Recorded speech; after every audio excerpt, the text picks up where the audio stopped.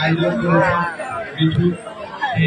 এখানে একটা একাডেমিও করেছে আমাদের এই এরিয়ার ক্রিকেটার যেন বের হয়ে আসে, সেইটার জন্য সে কাজ করছেন। আমি আজকে বলেছিলাম যে যে কোনো সময় যে কোনো কাজে যদি কোনো সহযোগিতা লাগে ডেফিনেটলি আমি পাশে থাকবো।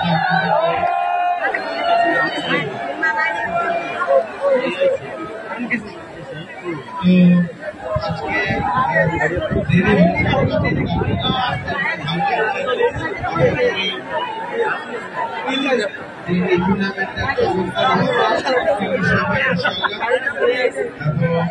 ফাইনাল ম্যাচ আমি আশা করি যে বিপিএল এর আগে হয়তো আপনারা মিঠু হয়তো ফাইনাল ম্যাচটা দিবেন, কারণ আমরা রংপুর রাইডার্স আসবো হলো গ্লোবাল টি20 টুর্নামেন্ট খেলা শেষ করে ডিসেম্বরের 12-13 তারিখে আমরা ঢাকায় আসবো। আর বিপিএল শুরু হবে আপনার 26-27 তারিখে।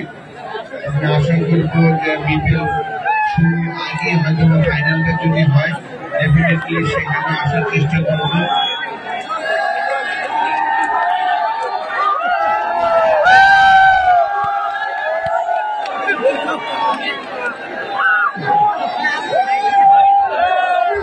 সবাইকে অনুরোধ করছি প্লিজ প্লিজ আশরাফুল ভাই বক্তব্য দিচ্ছেন।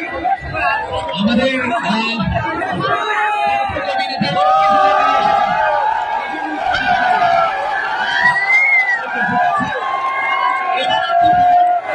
আসন গ্রহণ করতে দিন।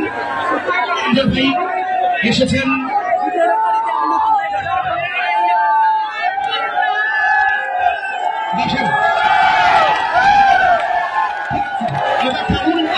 বক্তব্য শেষ করুন প্লিজ। সবাই একটু ধৈর্য ধরে সবাই শুনবেন, যেহেতু হারুন কিসিদের সামনে এসেছেন।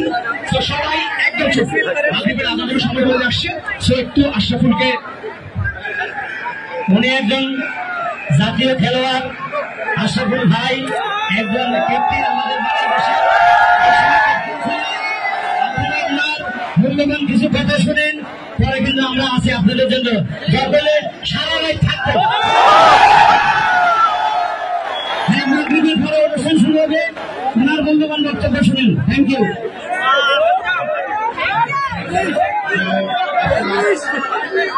বেশি কিছু বলার নাই। আমি আশা করবো যে লাস্ট ইয়ারও বলেছিলাম এই ধরনের টুর্নামেন্ট আয়োজন করা অনেক ক্রিকেট খেলাতে আসলে অনেক এক্সপেন্সিভ খেলা।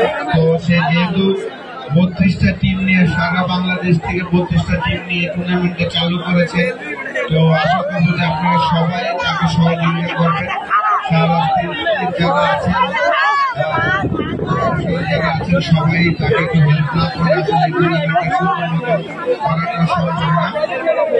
তো আশা করি আপনারা সবাই তাকে হেল্প করবেন এবং আমার পক্ষ থেকে আমি ফাইনাল ম্যাচে ডেফিনেটলি চেষ্টা করবো, যদি ফ্রি থাকি অবশ্যই আসার চেষ্টা করবো। এবং আমার সাথে লাস্ট ইয়ার যেমন সাইফুদ্দিন এসেছে, অবশ্যই ফাইনালে হয়তো বা অন্য কোনো বড় তারকা হয়তো বা আসবে ইনশাল্লাহ।